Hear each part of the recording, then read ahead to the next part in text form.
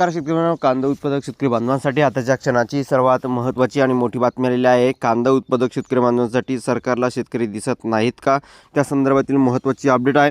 कांद्याला क्विंटल मागे 1700 ते 1800 रुपये एकंदरीतच काय परिस्थिती आहे, संपूर्ण बातमी संपूर्ण घडामोडी आपण एवढ्याच्या माध्यमातून जाणून घेणार आहोत। तरी महाराष्ट्रातील तमाम कांदा उत्पादक शेतकरी बांधवांना एकच विनंती, व्हिडिओ शूट अतिशय महत्त्वाचा व्हिडिओ जर बोलला नक्कीच लाईक करा। आपल्या चॅनल असाल तर या ठिकाणी बघितलं तर माझा शेतकरी यूट्यूब चॅनल सबस्क्राईब करून जर बेल झेंडा दाबून नका, जेणेकरून नोटिफिकेशन तुमच्यापर्यंत सर्व अगोदर पोहोचत असते।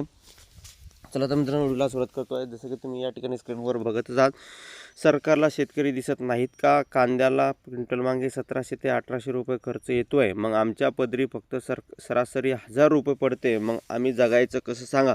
कांद्याला भाव वाढले की ग्राहकांसाठी सरकार निर्यात बंदी करतं, मात्र भाव पडल्यावर सरकारला शेतकरी दिसत नाही का, अशी उद्विग्नता राजापूर तालुका येवला येथील कांदा उत्पादक शेतकरी ज्ञानेश्वर विंचू यांनी व्यक्त केली आहे।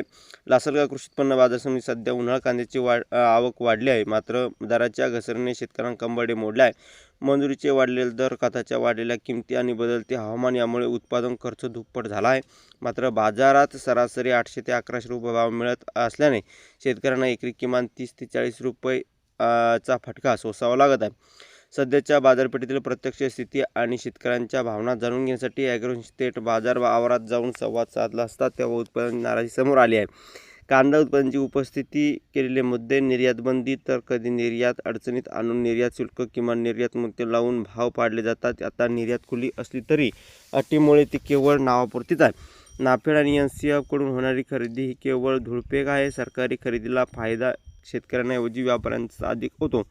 केवळ ग्राहकांची हित न पाहता उत्पादन शेतकऱ्यांना आर्थिक गणिताचाही विचार व्हावा। बाजार समितीमध्ये केंद्राने कांद्याची खरेदी करावी, तरच मुळच शेतकऱ्यांना फायदा होईल, त्यासाठी पारदर्शक यंत्र राबवावे। धन्यवाद. लक्ष्मी।